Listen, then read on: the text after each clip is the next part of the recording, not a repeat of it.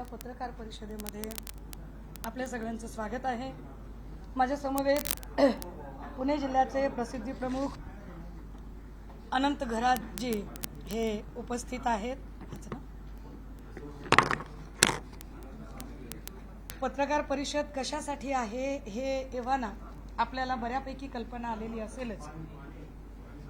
ज्या पद्धतीने जगामध्ये एप्स्टीन फाईल गाजत आहे, महाराष्ट्रात कॅप्टन फाईल सुरू झालेली आहे। या कॅप्टन फाईलचे रोज नवनवे खुलासे पुढे येत आहेत। अर्थातच अनेक सेलिब्रिटी, अधिकारी, मंत्री, बड्या राजकीय हस्ती या सगळ्यांची नावे सुद्धा आणि फोटोज पुढे येत आहेत। आम्ही विरोधी बाकावर काम करतो तरी सुद्धा राज्याचे गृहमंत्री देवेंद्र फडणवीसजी यांचे अभिनंदन केले पाहिजे की एक चांगली कारवाई त्यांनी केली। त्यामुळे गृहमंत्र्यांचे अभिनंदन करत असतानाच गृहमंत्र्यांकडून आता काही अपेक्षा व्यक्त केल्या जातात। अपेक्षा काय आहे की या सगळ्यांमध्ये महिला आयोगाच्या अध्यक्षा रुपाली चाकणकर यांच्या नावाची चर्चा गेल्या 3 दिवसांपासून सगळीकडे सुरू आहे। यावर स्पष्टीकरण देताना त्या असं म्हणाल्या की माझा व्यक्तिगत काहीही संबंध नाही, माझा फक्त ट्रस्ट पुरता संबंध होता आणि मला त्यांच्या व्यक्तिगत आयुष्याची काही माहिती नाही। पण मी त्या दिवशीही खबरदार पुढारीचा जो वृत्तसंपादक होता दत्तात्रय खेमनार, या खेमनारची त्याला जी काही पत्र पाठवली होती महिला आयोगाच्या डेसिग्नेशनसह आणि पोलिसांना जे आदेश देऊन की सुमोटोसह याच्यावर गुन्हे दाखल करून घ्या आणि त्याला दबाव आणला होता आणि तो चाकणकरांनी दबाव आणला होता, याचे सगळे पुरावे आता पुढे आलेले आहेत। आणि चाकणकर कशा पद्धतीने या माणसाला पाठीशी घालत होत्या, ज्योतिष सांगणं एक वेगळी गोष्ट आहे आणि तंत्रमंत्र विद्या करणं एक वेगळी गोष्ट आहे। हे तंत्रमंत्र, काळी जादू, अघोरी विद्या हा सगळा अंधश्रद्धा निर्मूलन कायद्याचं उल्लंघन करणाऱ्या कृती आहेत। अंधश्रद्धा निर्मूलन कायद्याचं उल्लंघन करत असताना जर एकीकडे सोशल मीडियावर मी माझ्या नवऱ्याची पूजा करत नाही तर माझे यजमानच माझी पूजा करतात, मी किती सुधारणावादी विचारांची आहे असं सांगणाऱ्या आयोगाच्या अध्यक्षा फक्त त्यांच्या पदराने ते पाय पुसत नाहीत तर त्यांच्या पायाशी अक्षरशः लोळण घेतात। विशेष गोष्ट की जेव्हा आम्ही काल 2 दिवस, कालचा नवीन वर्षाचा सण होता त्यामुळे मी त्यावर काही फार बोलू नये असं म्हणून मी कालचं मौन बाळगलं होतं, पण कालची महत्त्वाची घटना, ज्या काही गोष्टी मी एकत्रित करत होते, ज्यात त्याची अनेक प्रकारची बेनामी संपत्ती, ज्याच्यातले अजून काही डिटेल्स आहेत, त्यामुळे मी ते थांबलीये। मी 2 दिवसांनी पुन्हा पत्रकार परिषद घेईल आणि त्यावरचे डिटेल्स काढेन। पण महत्त्वाची गोष्ट अशी की या तंत्रमंत्र आणि अघोरी विद्या म्हणजे नाशिक, इंदोर, मग तिकडे नलखेडा आणि मग गुवाहाटी, कामाख्या असा सगळा तो प्रवास आहे। या सगळ्यांमध्ये महिला आयोगाच्या अध्यक्षा पुढे असतात हे फार गंभीर आहे। काही पीडित महिलांशी आम्ही बोलायचा प्रयत्न केला तेव्हा पीडित महिलांनी सांगितलं, बघा पहिल्यांदा तर त्या असं म्हणाल्या की नाही माझा काही व्यक्तिगत संबंध नाही, परंतु अगदी खरातांचे वडील वारले तेव्हा चाकणकर होत्या, खरातांच्या पोरीचं लग्न जमलं तेव्हा चाकणकर सगळ्यात पुढे होत्या, खरातांची भाची चाकणकरच्या घरात राहते, खरात आणि चाकणकर यांचे फायनान्शियल काही डॉक्युमेंट्स तेही मी 2 दिवसात पुढे आणेन। पण या सगळ्यांमध्ये अत्यंत गंभीर आणि धक्कादायक गोष्ट जी मला काल कळली, मी पीडितांचं नाव इथं डिस्क्लोज करू शकत नाही, पण एका पीडितेने सांगितलं की ताई चाकणकर बाई स्वतः तंत्रमंत्र विद्या करायच्या, त्या तंत्रमंत्र विद्या कशा करतायत तर एक फोटो मी आपल्याला दाखवला पाहिजे, तसे तर खूप फोटो आहेत पण जो ठळक फोटो आहे तो त्याची तारीख सह दाखवते आणि मग पुन्हा पुढे हा फोटो सगळ्यांनी बघितला, आपण हा फोटो सगळ्यांनी बघितला, याचा अर्थ की सरेंडर करणे, की कशा पद्धतीने स्वतःचा सत्सत विवेक हरवून त्या सरेंडर करतात। आता हे सरेंडर करून झाल्यानंतर त्या पुढे काय करतात की या सगळ्यांच्या मध्ये त्या म्हणाल्या की नाही नाही आमचं काय, मला काही देणं घेणंच नाही, मी फक्त ट्रस्टवर होते. हा फोटो काल सगळ्यांनी बघितलेला आहे, पण पुन्हा एकदा माध्यमांना दाखवला पाहिजे की हा फोटो हा फक्त ट्रस्टवर असणाऱ्या संचालकाचा फोटो आहे का. या फोटोवरून आम्ही त्यांचे खऱ्यातांशी असणारे कौटुंबिक संबंध काय आहेत काय नाही हे त्या सांगतील. आम्हाला त्याच्यातही जायचं नाही, मला त्याच्यावरही जायचं नाही. मला एका वेगळ्या गोष्टीकडे जायचंय की एका पीडितेने सांगितलं की चाकणकर स्वतः तंत्रमंत्र विद्या करत होत्या आणि अक्षरशः आपली अनामिका कापणे. आता हे अनामिका कापणे हे काय प्रकरण आहे हे मला माहीत नव्हतं. मी त्याची जरा माहिती काढायचा प्रयत्न केला तेव्हा मला त्याची जी माहिती मिळाली ती फार धक्कादायक आहे. मी त्याची कॉपी काढून आणली आहे. अनामिका कापतात, कशासाठी कापतात बघा. ते तंत्रमंत्र विद्येमध्ये हाताची अनामिका अत्यंत महत्वाची मानली जाते, कारण ती सूर्य आणि शुक्र ग्रहाशी संबंधित असून ऊर्जा वहनाचे मुख्य केंद्र आहे. या बोटाचा वापर मुख्यत्वे मंत्राचा प्रभाव वाढवण्यासाठी, विशिष्ट मुद्रा करण्यासाठी किंवा एखाद्या व्यक्तीला वशीभूत करण्यासाठी केला जातो. या बोटाद्वारे ऊर्जा शरीरात प्रवाहित किंवा शोषित केली जाऊ शकते. कशी तर परत तंत्रमंत्र विद्येच्या लोकांनी सांगितलंय की हे बोट सूर्य म्हणजे यश आणि शुक्र म्हणजे आकर्षण यांच्याशी जोडलेले आहे, ज्यामुळे मंत्रोच्चाराद्वारे एखाद्याला आकर्षित करणे आणि यश प्राप्त करणे असा या तंत्रमंत्र विद्येचा अर्थ आहे. त्यांनी सांगितलं की ताई हे विशिष्ट वेळेला करतात. कधी करतात? हे सोमवती अमावस्येला करतात. हे सोमवती, आम्हाला इतकं काही त्याच्यातलं नॉलेज माहीत नव्हतं. आणि मग एक फोटो एका माऊलीने पाठवला, याचा स्क्रीनशॉट बघा, याच्यात तारीख आहे खाली 12 सप्टेंबर 2024. फोटो जर नीट, मी आपल्या सगळ्यांना याची सॉफ्ट कॉपी देईल. इथे एक मोठं बँडेज दिसतंय, चाकणकरांच्या अनामिकेला एक मोठं बँडेज आहे. मी याच्या अलीकडचा पण एक फोटो आहे 9 सप्टेंबरचा. 9 सप्टेंबरला त्या एका कार्यक्रमात बोलताना दिसतात आणि या सगळ्यांच्या तारखा आहेत. हे बघा इथे सुद्धा बँडेज आहे. हा 9 सप्टेंबरचा फोटो आहे, हा 12 सप्टेंबरचा फोटो आहे. मला कळेना की हा सप्टेंबरचा दिवस कसा आहे. आणि मग हे सगळं शोधल्यानंतर लक्षात आलं की 2 सप्टेंबर 2024ला सोमवती अमावस्या होती. ज्या बाईंना महिला आयोगाच्या अध्यक्षपदी बसवलेलं आहे त्या बाई 2 सप्टेंबर 2024ला सोमवती अमावस्येच्या दिवशी स्वतःची अनामिका कापून अशा पद्धतीची तंत्रमंत्र विद्या करतात असं पीडित महिला सांगतात. आणि ही जखम किती दिवस होती, म्हणजे जखम किती मोठी असू शकते बघा. याच्यात तारखा आहेत, कारण हे स्क्रीनशॉट सकट आहे. याच्यातल्या जर तारखा बघितल्या तर साधारणतः 20 डिसेंबरचा पुन्हा फोटो आहे. मग जखम छोटी छोटी झाली. हे बघा इथे बँडेज आहे, याच्या मी सॉफ्ट कॉपी देईन आपल्याला. त्याच्यानंतर 28 डिसेंबरला जखम अजून छोटी झाली. सप्टेंबर ते जानेवारी पर्यंत ही चाकणकरांच्या हाताला जखम होती. अशाच पद्धतीची जखम अजून एका व्यक्तीला होती, पण त्याचे फोटो अजून आले नाहीत, तेही फोटो निघाले. हे गंभीर आहे. अशा पद्धतीने महिला आयोगाच्या अध्यक्षा जर तंत्रमंत्र विद्यांमध्ये असतील आणि पीडित सांगते की हे आमच्या समोर घडलेलं आहे, हे आमच्या समोर झालेलं आहे. आता जर असं सगळं असेल, हे चित्र, हे फोटो खूप आहेत, हे बँडेज क्लिअर कट दिसतात, असंख्य फोटो आहेत, त्याच काळातले आहेत सगळे. याच्या तारखा जाणीवपूर्वक स्क्रीनशॉट का दिलेले आहेत, कारण याच्या तारखा आहेत खाली. आता हे सगळं जर बघितलं, इथे पण एक फोटो आहे, इथे सुद्धा बँडेज आहे. आता आमचं असं म्हणणं आहे की ज्याला प्राईम फेज मध्ये क्रिमिनल कॉन्स्पिरन्सीचा भाग म्हटलं जातं, एखादा गुन्हा करताना त्याच्यातला सक्रिय सहभाग. चाकणकर बाई यांना सगळ्या गुन्ह्यांची माहिती होती. हे खबरदार पुढारीच्या वृत्त संपादकाने स्पष्ट केलं. चाकणकर बाईंनी सुमोटो दाखल करण्याचे आदेश दिले होते. चाकणकर बाईंनी अगदी खरातांचा जो पीए ज्याने त्या बाईंना ब्लॅकमेल करायचा प्रयत्न केला होता त्याच्याही संबंधाने स्वतःचा सक्रिय सहभाग नोंदवला होता. 1 वर्षापासून हे सगळं चाललं होतं. पोलिसांनी 10 दिवसाचा सर्व्हेलन्स लावला होता.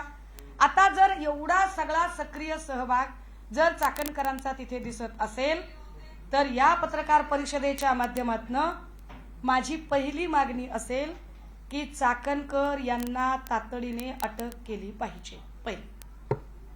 दुसरी मागणी काय आहे आमची? चाकणकरांची ज्याला आपण कन्फ्रंटल एन्क्वायरी म्हणतो, समोरासमोर बसून, ती कन्फ्रंटल एन्क्वायरी ती झाली पाहिजे. तिसरं, चाकणकरांची नार्को टेस्ट झाली पाहिजे. कारण प्रश्न अनेक महिलांच्या इब्रतीचा प्रश्न आहे. अनेक महिलांचं लैंगिक शोषण झालेलं आहे आणि त्या पद्धतीने जर तंत्रमंत्र विद्येमध्ये जर स्वतः चाकणकर गुंतलेले आहेत असं पीडित सांगत असतील आणि त्याचे असे धक्कादायक फोटो जर येत असतील तर चाकणकरांची नार्को टेस्ट होणं गरजेचं आहे. पण चाकणकरांना अटक करताना आणि नार्को टेस्ट होताना चाकणकर ज्या पदावर आहेत त्या पदाच्या गौरव गरिमेचा विचार करता त्या पदावरून त्यांना आधी बाजूला करावं लागेल. आणि त्यासाठी म्हणून ही पत्रकार परिषद फक्त हेच स्पष्ट करण्यासाठी की रुपाली चाकणकर फरार होण्याच्या आधी रुपाली चाकणकर या, कारण त्या अनेक पद्धतीने त्यांचं पॉलिटिकल प्रेशर वापरू शकतात. हे कॅप्टन खरात प्रकरणात मागच्या वर्षभरात अनेक वेळा सिद्ध झालेलं आहे. मागच्या वर्षभरात अनेक वेळा अनेक लोकांना त्यांनी ज्या पद्धतीने आपल्या पदाचा दुरुपयोग करत तिथे दबाव आणण्याचा प्रयत्न केलेला आहे. चाकणकर आणि खरात यांचे CDR सुद्धा तपासले जावे. कारण काही पीडित असं म्हणतात की रात्री 2-2 वाजता चाकणकर आम्हाला फोन करून धमक्या देत होत्या. काही पीडितांचं असं म्हणणं आहे की चाकणकर आमच्यावर प्रचंड दबाव आणत होत्या. त्यामुळे चाकणकरांचे CDR तपासणं अत्यंत गरजेचं आहे की चाकणकर आणि कॅप्टन खरात यांचं कोणत्या वेळी किती वेळा बोलणं झालं. ते CDR यासाठी सुद्धा गरजेचे आहेत की चाकणकर यांनी खरातांना वाचवण्यासाठी काही पोलीस अधिकारी किंवा काही नेते मंडळी यांच्याशी कॉन्टॅक्ट केला का? खरातने काही लोकांशी कॉन्टॅक्ट केलेला आहे का? खरातने काही लोकांना मदत मागितलेली आहे का? या सगळ्याच गोष्टी. अजून महत्वाची गोष्ट, मला याची कल्पना आहे की पोलीस यामध्ये कुणालाही, म्हणजे आम्हाला आता अशी आशा वाटते की पोलीस यात कुणालाही सोडणार नाही. पण पोलिसांनी इतकीच अजून एक महत्वाची जबाबदारी येते, ती आर्थिक गुन्हे शाखेची. ईडी या एरवी इकडे तिकडे फार छापेमारी करत असते, पण ईडीने आता कॅप्टन खरात आणि रुपाली चाकणकर या दोघांच्याही संपत्तीचे स्रोत तपासले पाहिजेत. महिला आयोगाच्या अध्यक्ष म्हणून असा किती मानधन असतं आणि त्यामध्ये किती प्रॉपर्टी घेता येते आणि ही प्रॉपर्टी कशी जमा झाली, या प्रॉपर्टीचे सुद्धा सगळे स्रोत आता तपासले गेले पाहिजेत. त्यामुळे नार्को टेस्ट, अटक, संपत्तीचे स्रोत तपासणं आणि आर्थिक गुन्हे शाखेकडून कॅप्टन खरातच्या संपत्ती जी फक्त पाथर्डी आणि अहिल्यानगरमध्येच नाही तर त्याची प्रॉपर्टी ही देश विदेशात सुद्धा असल्याचे कळते. या सगळ्या देश विदेशातल्या सगळ्या प्रॉपर्टीज या सगळ्यांवर तात्काळ आणली पाहिजे. यासाठी म्हणून आम्हाला आपल्या सगळ्यांच्या सोबत बोलणं गरजेचं वाटलं. याच्यातले काही जे संपत्तीचे तपशील आहेत ते तपशील अजून माझ्यापर्यंत आज पोहोचलेले नाहीत, त्यामुळे ते तपशील मी आज आपल्याला सांगू शकत नाही. पण 2 दिवसांनी मी ते सगळेच्या सगळे संपत्तीचे तपशील सुद्धा आपल्या समोर घेऊन येईल. मात्र आत्ता आमची तातडीची मागणी असेल की रुपाली चाकणकरांना तात्काळ पोलिसांनी ताब्यात घ्यावे. काही पहिला प्रश्न, हे जे तुम्ही पीडितांसोबत बोललेले आहे त्यांचे स्टेटमेंट ऑन रेकॉर्ड आहेत का? आणि दुसरं म्हणजे तुमच्याचही वरिष्ठ नेत्यांना काही समज येणार आहे? कारण काही फोटो नार्वेकरांचे देखील त्यांच्या मंदिरात किंवा त्याच्याबरोबर असताना व्हायरल झाले. मी म्हटलं ना की या सगळ्यांमध्ये 2 गोष्टी असतात. एक, फोटो कुणाचेही कुणासोबत असू शकतात. नुसत्या फोटोवरून आपण सुतावरून स्वर्ग गाठू का? परंतु चाकणकरांचे फोटो ज्या पद्धतीचे आहेत की माझ्या सोबत एखाद्याने फोटो काढला तर माझ्यासोबत फोटो काढणारा व्यक्ती मला माहीत नसतो की तो कोण आहे, तो तडीपार आहे, तो गुन्हेगार आहे, तो खंडणीखोर आहे. पण जर त्या गुन्हेगाराच्या डोक्यावर जर मी छत्री धरत असेल, पुरुषासाठी सगळ्यात सन्मानाची गोष्ट काय तर त्याच्या डोक्यावरचा फेटा, आणि बाईसाठी सगळ्यात सन्मानाची गोष्ट काय तर तिचा पदर. जर पदराने एखाद्याचे पाय पुसतानाचा फोटो असेल तर मात्र तो योगायोग असू शकत नाही. म्हणजे कदाचित भरणे मामांना ही गोष्ट माहीत नसेल. भरणे मामा बिचारे खूपच इनोसंटली काल बोलून गेले असतील, मी समजू शकते. त्यांना कदाचित कल्पना नसेल की कशा पद्धतीने ती इन्व्हॉल्वमेंट त्या सगळ्यांमध्ये. हा बोला बोला. प्रश्न असा निर्माण होतो ना की गेले 3 दिवस झाले सगळे प्रकरण तापले, विरोधी पक्ष सडकून टीका करताय, पण त्यांच्या पक्षाकडून किंवा खुद्दरूपारी चाकणकर याच्यावरती काही स्पष्टीकरण देत नाहीयेत. अनेक पत्रकारांनी त्यांना कॉल केले, अगदी मुंबई पुण्यापर्यंत. मग हे कुठेतरी प्रकरण दाबवण्याचा प्रयत्न आहे का? कारण ते माध्यमांसमोर जनतेसमोरून बोलायला तयार नाहीयेत, रादर त्या टाळतायत काय सगळं स्पष्टीकरण द्यायचं. नाही, चाकणकर बोलत नाहीयेत की चाकणकर फरार झाल्यात हे एकदा चेक करावं लागेल. चाकणकर आहेत का महाराष्ट्रात की चाकणकर फरार झाल्यात? त्या फरार झाल्या असतील तर अजून गंभीर आहे, कारण चाकणकर या प्रकरणात 100% अडकू शकतात असं अनेक जाणकारांचं म्हणणं आहे. आणि मी तर त्या ज्या काही गोष्टी आता समोर आणत आहे हे अजून गंभीर आहे. आता चाकणकरांच्या संबंधाने काय आपण विचारत होता? तुम्ही असं म्हटलं की अनामिका कापली आणि आणखी एका पुरुषाच्या सुद्धा हातावरती अनामिका. नाही, मी पुरुष म्हटलं नाही, माझ्या तोंडी तुम्ही घालू नका. मी अनामिका ऐका, माझा मुळात स्वतःचा म्हणजे माझं एकूण व्यक्तिमत्व सगळ्यांना माहिती आहे. माझा कुठल्याही कर्मकांडावर कधी काही विश्वास नाही. पण मी रात्री त्या बऱ्याच गोष्टी तंत्रमंत्र म्हणजे माझा अभ्यास विषय नसताना मी त्याचा अभ्यास रात्री उशिरापर्यंत करत बसले.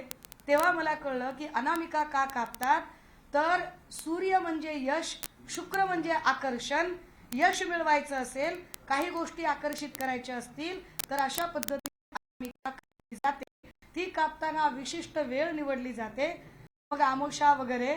मग आत्ता जे काही फोटोज होते जे पीडितांकडून आम्हाला मिळाले त्याच्यामधला त्या तारखा म्हणजे त्या तारखांचं पंचांग काय, ते पंचांग जेव्हा आम्ही शोधायला गेलो तेव्हा 2 सप्टेंबर 2024ला सोमवारी अमावस्या होती असं एक कॅलेंडर समोर येतं.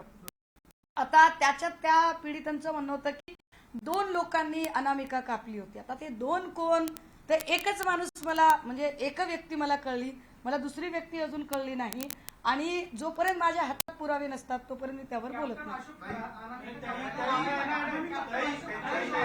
तुम्ही पुराव्याविषयी काहीच बोलत नाही, मात्र जे काही पीडितांचं तुम्ही वारंवार बोलतात त्या पीडितांकडे पण अशीच काही पुरावे आहेत का? ऐका, प्रॉब्लेम असा असतो आपल्याकडे की त्या संबंधाने आपण FIR सुद्धा दाखवू शकत नाही, कारण अशा केसमधली FIR सुद्धा सार्वजनिक करता येत नाही. त्यामुळे तुमचा जो प्रश्न आहे ना त्या प्रश्नाचं उत्तर देऊ शकत नाही, कारण या सगळ्या गोष्टी जर पीडितांमध्ये एवढी आत्ताही पीडिता बिचारा अशा अनेक आहेत. मला तर अशी माहिती कळते की काल परत काहीतरी 2 का 3 गुन्हे दाखल अजून नव्याने झाले. अशा अनेक महिला आहेत की ज्या अजून पुढे आलेल्या नाहीत, ज्या आपल्या इब्रतीपोटी अजूनही स्पष्टपणे बोलत नाहीत, पण त्यांच्याकडून जी माहिती मिळते ती माहिती या प्रकारची आहे. आमची पोलिसांना विनंती आहे त्यांनी या सगळ्या माहिती क्रॉस चेक कराव्या. आणि जर चाकणकर इतका तो धक्कादायक खुलासा की त्याच्यात दिसतंय क्लिअर कट, कारण बघा स्वाभाविक आहे एवढ्या मोठ्या पदावरची व्यक्ती म्हणजे घरात काही त्यांना काही काहीतरी भाजी कापतायत, स्वयंपाक करतायत असं ते काही नसेल, कारण त्यांच्या इतर बोटांची नखं फार मोठी आहे दिसतायत. ज्या अर्थी इतकी मोठी नखं एखादा कोणी व्यक्ती मेंटेन करते त्या अर्थी त्या घरकाम करणार नक्कीच नाहीत. मग जर काहीच घरकाम नसेल तर एवढी मोठी माझ्यासारखा माणूस आहे, आम्हाला नखच नाहीयेत, आम्ही म्हणजे काय आपण साधी माणसं, आपण गरीब माणसं पण हे सगळं जर बघितलं तर एकाच बोटाला जखम का होते हे विचार करण्यासारखं आहे ना. निश्चितपणे ही जखम किचन मधली नाही, कारण किचन मधली जखम ही 3 महिने राहू शकत नाही. आम्ही रोज स्वयंपाक करतो, काल स्वयंपाक करताना परत इकडे आम्हाला पुरणपोळी करताना चटका बसला. अशा जखमा 3-3, 4-4 महिने राहत नाहीत.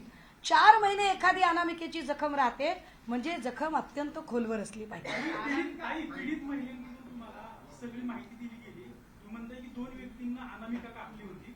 दुसरा व्यक्ती राजकीय. अहो मी तेच सांगते की मला नाही कळलं अजून. मला ज्या महिलांनी फक्त चाकणकरांबद्दलच माहिती दिली, दुसऱ्या व्यक्तीबद्दल नाही दिली. मला जेव्हा माहिती कळेल तेव्हा मी पुराव्यासकट ती सुद्धा माहिती आणणार. राजकीय क्षेत्रामध्ये नाही नाही राहते म्हणत नाही.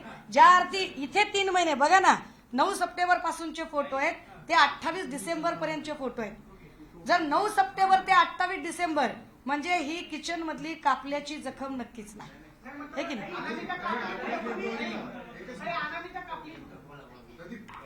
त्याचा काही विधी वगैरे असतो का जरा? त्याचा विधी असेल नसेल मला काही माहित नाही, किंवा त्याचं काय असतं मला माहित नाही.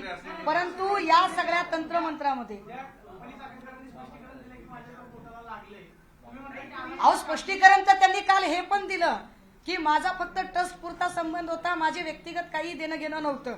पण व्यक्तिगत देणं घेणं नव्हतं असं जरी त्या म्हणाल्या तरी सुद्धा त्यांनी कशा पद्धतीने मागच्या वर्षभरापासून हे प्रकरण दाबायचा प्रयत्न केला त्याची कागदपत्र आली ना पुढे. एक minute let me clear you. मी ही टीका करत नाहीये. हा जो आज जो मुद्दा मांडते हा मुद्दा पक्षीय राजकारणाच्या पलीकडचा आहे, कृपया समजून घ्या. कारण याच्यामध्ये जर एवढ्या सगळ्या महिलांचं लैंगिक शोषण झालं असेल तर याला पक्षीय राजकारणाच्या पलीकडे जाऊन बघावं. आणि अनेक महिलांच्या जीवाचा प्रश्न आहे. कदाचित काही बायकांनी आत्महत्या सुद्धा केली असण्याची शक्यता नाकारता येत नाही. बाकीचे पण आहेत ना त्या ट्रस्टवरती, त्यांची देखील माहिती घेणं गरजेचं आहे असं तुम्हाला वाटते का? कारण ती 9 जणांची ट्रस्ट आहे टोटल. त्या 9 जणांपैकी अजून कोणी राजकीय बॅकग्राऊंड असलेला त्या ट्रस्टमध्ये एवढी फक्त माहिती मिळते की त्या ट्रस्टमधली एवढी एक माहिती मिळते की अजून 2 अशी नावं होती की जी आधी ट्रस्टवर होती. मी त्यांची माहिती घेते आणि ती नंतर जेव्हा विरोधात जात आहेत असं कळलं तेव्हा ती नावं बदलली गेली आणि नवीन नावं आणली गेली. त्याच्यामध्ये अनेक नावं, मी म्हटलं ना की माझ्याकडे त्या नावांची यादी सुद्धा आहे. मात्र त्याला आधार देणारे डॉक्युमेंट जोपर्यंत माझ्याकडे येत नाही तोपर्यंत मी ती नावं डिस्क्लोज करू शकणार नाही. माझ्याकडे असलेल्या पुराव्यांच्या शिवाय मी एकही शब्दाची अधिकची माहिती शेअर करणार नाही. दादांचा जो विमान अपघात झाला त्याच्यावर आता अमोल बिटकरींनी प्रश्न उपस्थित केला की बारामतीतल्या घराबाहेर आणि मुंबईतल्या घराबाहेर जादू टोणीच्या वस्तू सापडल्या होत्या. विमान अपघात आहे का किंवा ऐका, मला याच्या संबंधाने मी आता काही बोलू शकत नाही. मुळात असं तंत्रमंत्राने काही बिघडू शकतं किंवा घडू शकतं यावर माझा स्वतःचा अजिबात विश्वास नाही, पहिली गोष्ट. दुसरं असं की सन्मान्य दादांचाही जेव्हा विषय येतो तेव्हा तर अधिक गांभीर्याने या राज्याच्या मुख्यमंत्री तथा या पक्षाचं नेतृत्व ज्या अत्यंत संवेदनशील महिला नेत्यांच्या हाती आहे त्या सन्मान्य सुनेत्रा वहिनी यांनी अधिक गांभीर्याने विचार करत तातडीने, कारण यामध्ये फक्त महिला आयोगाची नाही तर राष्ट्रवादी काँग्रेसची सुद्धा नाचक्की होते. कारण यातले अनेक फोटो, त्या फोटोमध्ये मागे राष्ट्रवादी काँग्रेसचं निवडणूक चिन्ह सुद्धा दिसतं. आता हे काय जाऊ दे, मला त्याच्यावर नाही बोलायचं. लोकांमध्ये बोलताना बरेचदा एक कर्मकांड, जादूटोणा याच्यावर विश्वास करू नका एवढंच काय हातामध्ये संविधान घेऊन सांगायच्या की बाबा याच्यावर विश्वास ठेवा, हे सगळं ब्लॅक मॅजिक, हे सगळं काही नसतं. एकीकडे ते असं सांगतात आणि स्वतः ते असं करतील. तुम्हाला वाटतं का हे सगळं? नाही अरे आता करतील का? मग मला सांगा, हे त्यांच्या पाया कोण पडते? हे पदराने पाय पुसणारी लोक.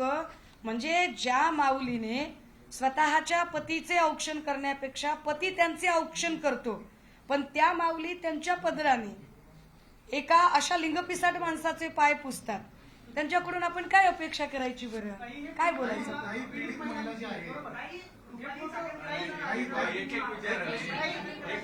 ऐका एक सेकंड थांबा. अभिजित जी ऐका, तुम्ही म्हणताय करायला हवं असं म्हणताय. मुख्यमंत्र्यांनी जबाबदारी स्वीकारावी सरकारमधल्या सगळ्या नेत्यांनी आणि त्यांचा राजीनामा का घेतला जात नाही? जर त्या देत नाहीयेत ना तर त्यांना पदावरून बडतर्फ करता येतं का? आणि ते का केलं जात नाही? राजीनामा घेतला का जात नाही?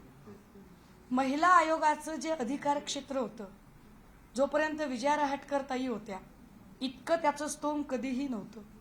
जेवढी त्या पदाची ग्लोरी, ग्लॅमर आणि त्याचं अधिकार क्षेत्र चाकणकरांच्या काळात वाढवलं गेलं. चाकणकरांच्या काळात त्या पदाचं अवास्तव स्तोम वाढलं. एक. दुसरं असं की मी राज्याचे गृहमंत्री आणि मुख्यमंत्री यांचे कदाचित आयुष्यात पहिल्यांदा आज आभार मानलेत, अभिनंदन केले की ही अतिशय उत्तम कारवाई त्यांनी केलेली आहे. तिसरी गोष्ट, मला असं वाटतं की गृहमंत्री कदाचित कोणालाही या प्रकरणी सोडणार नाहीत. जर गृहमंत्री खरेच महाराष्ट्रातल्या बहिणींचे लाडके भाऊ असतील आणि लाडक्या बहिणींचं अशा पद्धतीने लैंगिक शोषण होत असताना ते लैंगिक शोषण करणाऱ्या एखाद्या लिंगपिसाट माणसाला महिला आयोगाची अध्यक्षच पाठीशी घालत असेल तर अशा महिलेला, मी चाकणकरांचा उल्लेख महिला असा करते, अशा महिलेला मला नाही वाटत की राज्याचे गृहमंत्री पाठीशी घालतील. गृहमंत्र्यांनी यावर तात्काळ कारवाई केली पाहिजे, अटक झाली पाहिजे चाकणकरांना. आणि चाकणकरांची तुम्ही पदावरून काढण्याचं म्हणताय, माझा त्यांना पदावरून काढणे न काढणे हा इंटरेस्टच नाहीये. माझा इंटरेस्ट आहे की त्यांची नार्को टेस्ट झाली पाहिजे आणि त्यांची अरेस्ट झाली पाहिजे, कारण त्यांची अरेस्ट झाल्यावर अनेक गोष्टींचा उलगडा होणार आहे, अनेक गोष्टी पुढे येणार आहेत. तुम्ही असं म्हणाल की हे फोटो पीडितेने दिले, बरोबर? जर हे फोटो पीडितेने दिले तर पीडितेने हे सांगितलं नाही का की रुपाली चाकणकरांनी अनामिका नक्की कुठे कापली, किंवा त्या फोटोच्या खाली तुम्ही असं म्हणाल की तारखा आहे, तर तारखा त्या- अहो मी म्हणाले नाही हो साहेब, मी नाही म्हणाले. हे बघा याच्यात टायमिंग आहे हो साहेब, याच्यात तारखा आहेत. तारखा टिपून ठेवलेत का ज्या पीडित महिला आहेत? अहो ह्याच्यात तारखा आहे तो साहेब, अहो हे स्क्रीनशॉट आहे तो फोटोचे साहेब. आणि याच्यात ऐका ऐका ऐका ऐका हे स्क्रीनशॉट हे रुपाली चाकणकरांच्या स्टेटसचे, कॅप्टन खरातच्या स्टेटसचे. आता का बोलायला लावलं? मग पीडित महिलाने सांगितलं असेल ना की ह्या तारखेला की अनामिका इथं कापली. अहो इथं तारीख आहे हो साहेब, इथं तारीख आहे. अशोक खरातच्या ठिकाणी रुपाली चाकणकरांनी अनामिका कापली. नाशिक त्याच ठिकाणी केली का? आता ते त्याच ठिकाणी केलं की तंत्रमंत्र विद्या करायला कामाख्याला गेले, की अजून कुठे स्मशानभूमीत गेले, की अजून कुठे वेगळ्या ठिकाणी गेले, की नलखेड्याला जिकडे काय बगलामुखी मातेचं मंदिर आहे तिकडे गेले, की अजून काही, याच्यावरची मला माहिती नाही.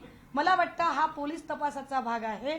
माझ्या लेखी महत्वाचं काय आहे की ज्या महिलांचं शोषण होत होतं त्या महिलांना न्याय देण्याऐवजी शोषण करणाऱ्या लिंगपिसाट माणसाला पाठीशी घालणारा महिला आयोग, आणि तो महिला आयोगही स्वतः जर अशा पद्धतीने कर्मकांडामध्ये अडकलेला असेल आणि अनामिका वगैरे हे कापणं, तर हे वाईट आहे. जर हे असं असेल तर हे वाईट आहे आणि म्हणून त्यांची नार्को टेस्ट होणं गरजेचं आहे. आता हे मला सांगा, पीडित महिलेने सांगितलं नाही का कुणाला वशमध्ये करायचा प्रयत्न होता, काय होता? आणि हा मला वाटतं हा माझ्या लेखी महत्वाचा प्रश्न पण नव्हता. एक मुद्दा असा आहे, एक मिनिट. माझ्याकडे आतापर्यंत आलेल्या महिला 3 महिला आहेत. तीन पीडित महिला ज्या तीन अत्याचार त्यांच्यावर झाला अशा 3 पीडित महिला समोर आलेल्या आहेत. अजून कदाचित खूप महिला पुढे येतील. इतर नेत्यांचं काय? अनेकांचे फोटो आहेत. काही फोटो समोर आले होते इतर राजकीय नेत्यांचे सुद्धा, तर त्यांचाही काही संबंध आहे, असे काही पुरावे तुमच्याकडे आले? ताई, या प्रकरणामध्ये माझ्या पक्षाचा जरी नेता कुणी असेल तर त्याची सुद्धा गय केली जाऊ नये, कारण हा प्रश्न महिलांच्या अस्मितेचा आहे, हा प्रश्न लेकीबाळींच्या इब्रतीचा आहे. या प्रश्नाच्या आड कुठल्याही पक्षाचं पक्षीय राजकारण येता कामा नये, ही ठाम भूमिका आहे माझी. मिलिंद नार्वेकर, निलेश लंके, दीपक केसरकर असतील, जयंत पाटील असतील, यांना पण तुम्ही अमित सगळ्यात महत्वाचं ऐका ना, एकनाथ शिंदे एक मिनिट बाबा त्यांनी रेड चर्चा होते, ते सांगतो विषय. याबाबत तुम्ही त्यांना जाब विचारणार आहे का की तुम्ही ऐका काय ऐका ऐका ऐका मी तेच तुम्हाला सांगते. माझ्याकडे नार्वेकरांची करंगळी कापल्याचा फोटो नाही, माझ्याकडे जयंत पाटलांची करंगळी कापल्याचा फोटो नाही. एकनाथ शिंदेचा पूजा करतानाचा फोटो नक्की आहे. एकनाथ शिंदेचा तिथे इंटरफिअर होता अशीही गोष्टी पुढे येत आहेत. दीपक केसरकर दर महिना 1.5 महिन्याला तिकडे जात होते असं ते पत्रकार दत्तात्रय खेमनार यांचं म्हणणं आहे. दत्तात्रय खेमनारने तर त्याच्या पुढे जाऊन खूप खळबळजनक काही दावे काल केलेले आहेत. हे सगळं जर बघितलं तर मला असं वाटतं की या सगळ्यांना, जे पॉलिटिकल सो कॉल्ड लोक आहेत, या सगळ्या लोकांना तपासण्याची जबाबदारी ही गृह खात्याची आहे. त्यामुळे हा प्रश्न मला विचारण्यापेक्षा गृह खाते किती हिंमत दाखवेल एकनाथ शिंदेचे सीडीआर तपासण्याची, कारण एकनाथ शिंदे ज्यांच्याकडे नेहमी जातात त्या अमित शहाच्या सोबत सुद्धा कॅप्टन खरातचा फोटो आहे, हे फार महत्वाचं आहे. सगळ्यांची चौकशी व्हावी का मग? ज्या ज्या फोटोमध्ये त्यांचे असे फोटो दिसतात. गृह खात्याने जर मनावर घेतलं आहे, पाटील असतील, अमित शहा असतील. अहो जयंत पाटलांची पण करा, नार्वेकरांची पण करा. मी काय म्हटलं, माझ्या पक्षाचा जरी कुणी याच्यात अडकला तर त्याची सुद्धा गय केली जाऊ नये. प्रश्न लेकी बाळींच्या इब्रतीचा आहे. मुद्दा हा आहे की या सगळ्यांमध्ये आता आम्हाला चाकणकरांची अरेस्ट जास्त महत्वाची वाटते. कारण चाकणकरांच्या जयंत पाटील असतील, नार्वेकर असतील, एकनाथ शिंदे असतील, केसरकर असतील किंवा निलेश लंके असतील किंवा अमित शहा असतील, यांच्या संबंधाने पुरावे समोर नाही आहेत. चाकणकरांच्या संबंधाने ढिगभर पुरावे पुढे आलेत आणि चाकणकरांचे अनेक गोष्टी त्यांनी गेल्या 1 वर्षापासून कशा पद्धतीने हे प्रकरण दाबण्याचा प्रयत्न केला, या गोष्टी आता पुढे आलेल्या आहेत. त्यामुळे ज्याला क्रिमिनल कॉन्स्पिरन्सी असं म्हटलं जातं की गुन्हा घडवण्याच्या दृष्टीने जे कटकारस्थान असतं त्यात त्यांचा सक्रिय सहभाग आहे, असे कालपासून दत्तात्रय खेमनार आणि अनेक लोक जे मांडत आहेत त्या संबंधाने झालेला जो पत्रव्यवहार आहे त्यात ते स्पष्ट दिसतं. त्यामुळे रुपाली चाकणकरांची तात्काळ अटक होणे आणि नार्को टेस्ट होणे गरजेचे आहे. आणि ही पीडित महिला आहे, हिचा जो व्हिडिओ व्हायरल ज्यांनी केलाय तो ऑफिस बॉय नीरज जाधव गायब आहे. 18 फेब्रुवारीला त्याच्या विरोधात याच पीडित महिलेने एफआयआर दिली होती. या संदर्भात तुम्हाला घातपाताची शक्यता वाटते? मला याला जोडून, आपण फार चांगला प्रश्न विचारला, याला जोडून अजून एक महत्वाची गोष्ट, ज्या पीडित महिला आहेत, ज्या अजून काही महिला पुढे यायला घाबरतात, या सगळ्याच महिलांना प्रोटेक्शन देण्याची गरज आहे. इव्हन दत्तात्रय खेमनारला सुद्धा संरक्षण देण्याची गरज आहे. मी विसरले असते मगापासून, मी सगळे फोन नंबर शेअर करते. मी इथे येईपर्यंत, मी पत्रकार भवनला येईपर्यंत मला 8 वेगवेगळ्या नंबरवरून धमक्यांचे कॉल आहेत आणि ते सगळे नंबर मी आपल्यासोबत शेअर करायला तयार आहे. हे सगळेच्या सगळे नंबर हे स्पॅम दाखवत आहेत आणि मी ते सगळे ब्लॉक केलेत. या सगळ्या नंबरवरून सातत्याने मला धमक्यांचे कॉल येत आहेत. म्हणजे काय म्हणले आले? हा फोन जरी उचलला तरी एवढ्या, तुम्ही हा फोन लावून बघा, हा फोन लागतोय का बघा, मी नंबर तुम्हाला सगळ्यांना देते. आणि तो इतक्या वाईट पद्धतीने याच्यातली भाषा होती की ते शब्द जरी आपण ऐकले तरी आपण ते शब्द सहन करू शकणार नाही. आणि ते पटकन नाही, आत्ताचा फोन ओळखीचा आहे. हा. तर हे सगळे नंबर, याच्यातले खूप सारे नंबर आहेत. मी याला बघा काय नंबर आहे, 77 14 55 66 50 हा एक नंबर आहे. नंबर 1 पुन्हा एकदा सांगू का? हॅलो,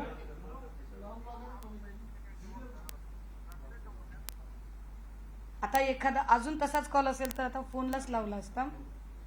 दुसरा नंबर आहे 77 14 55 66 46.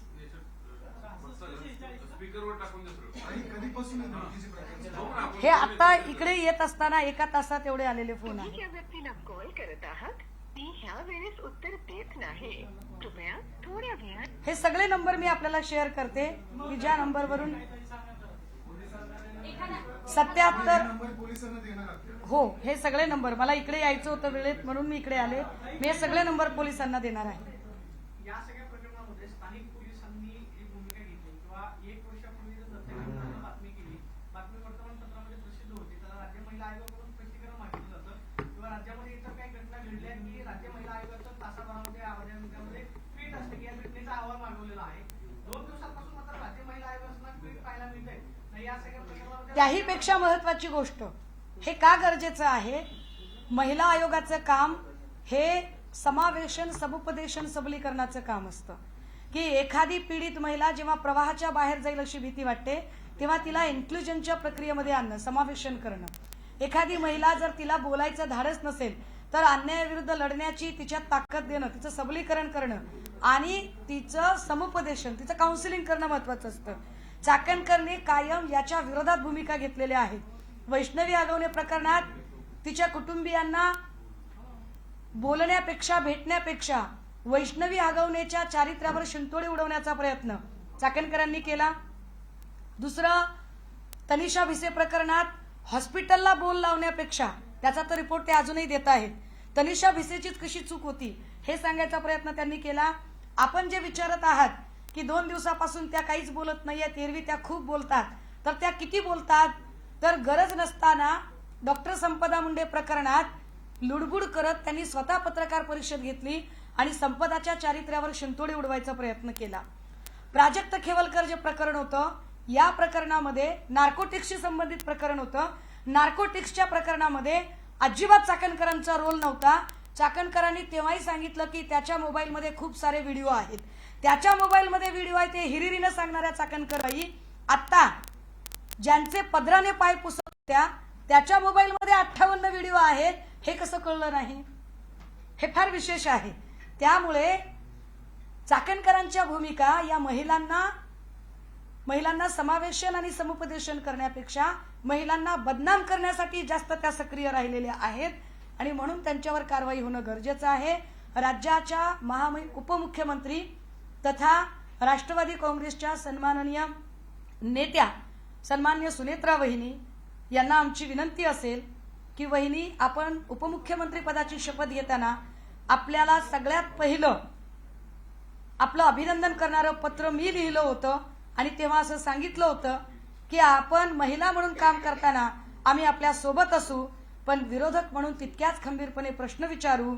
आता आपल्याला निर्णय घेण्याची आणि आपला खमकेपणा दाखवण्याची ही वेळ आहे की आपण आपल्या पक्षाची इतकी अप्रतिष्ठा होत असताना तरी सुद्धा गप्प बसणार आहात की चाकणकर बद्दल ठोस निर्णय घेणार आहात. याच्या मागे राऊत म्हणले, त्यांनी कौतुक केलं सीएमचं साहेबांचं आणि भाजपचं कोणी नाही असा एक दावा केला. तुम्हाला वाटतं भाजपचं कोणी मंत्री नाही असं त्याच्यात? असेल की भाजपचे असू शकतात किंवा काँग्रेसचे असू शकतात, राष्ट्रवादीचे असू शकतात, शिवसेनेचे असू शकतात, पण या राज्यामध्ये अंधश्रद्धा निर्मूलन जो कायदा झाला त्या कायद्याची पायमल्ली जर घटनात्मक संस्थेची प्रमुख व्यक्ती करत असेल तर हा अक्षम्य गुन्हा आहे. ताई, तुम्ही बरेच फोटो दाखवले अनेक नेत्यांचे, अशी देखील माहिती होती की उद्धव ठाकरेंचा देखील फोटो यायचे असेल तर दाखवा बरं का. आहे असं दाखवा. कारण माझ्या नेत्यांना मी फार चांगलं ओळखते. जाणार नाही. माझ्या नेत्यांना मी फार चांगलं ओळखते. त्यांचा फोटो आहे नाही मी का तुम्ही शोधणार? नाही मी 3 नेत्यांची खरंच ग्वाही देऊ शकते. त्यातले क्रमांक 1 चे पवार साहेब, क्रमांक 2 चे उद्धव साहेब आणि क्रमांक 3 चे स्वतः फडणवीस साहेब, की जे अशा गोष्टींच्या नादी लागणार नाही. ही चांगली गोष्ट आहे. एकूणच महिला आयोगाच्या कामकाजावर तुम्ही संशय व्यक्त केलेला आता तुम्ही एकूणच महिला आयोगाच्या कामकाजावर तुम्ही संशय व्यक्त केला की त्यांनी पीडितांचं चारित्र्य केलं पदावर असताना. तर खरातांच्या संदर्भातले ज्या पीडिता आहेत त्यांची पण प्रकरणं दाबण्याचा प्रयत्न त्या पदावर अहो तेच तर सांगते ना, एवढा वेळ झालं. मागणी तुम्ही करणार आहात आयोगाच्या? अहो मग आता काय सांगते मी की त्यांची, अहो साहेब ही पत्रकार परिषदच त्याच्यासाठी घेतली मी. आयोगाच्या मुद्दे ज्या तक्रारी आयोगाकडे आल्या. अहो साहेब म्हणूनच त्यांची नार्को टेस्ट करा म्हणते मी त्यांच्या नार्को टेस्टची मागणीच तेवढ्यासाठी करते की अशी किती प्रकरणं त्यांनी सेटल केली आहेत, अशी किती प्रकरणं त्यांनी दाबली आहेत, याची नार्को टेस्ट झाली पाहिजे एकदा. एकनाथ शिंदेची चौकशी व्हावी का?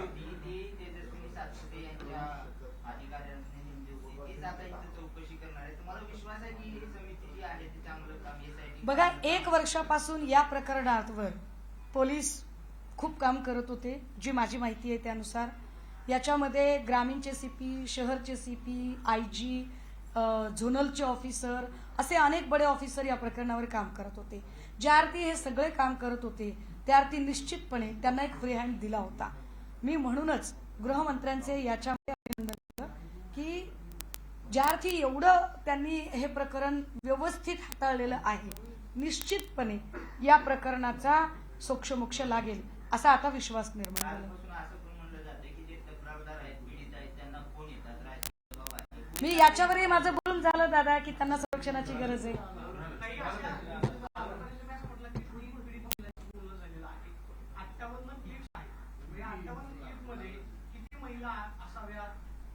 नाही मला असं वाटतं की याच्यातल्या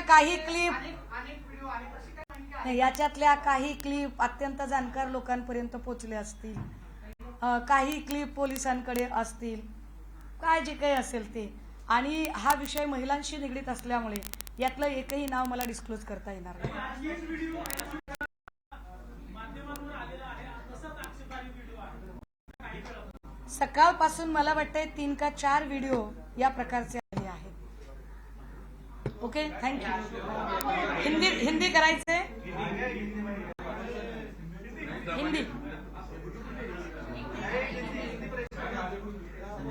हिंदी स्टार्ट.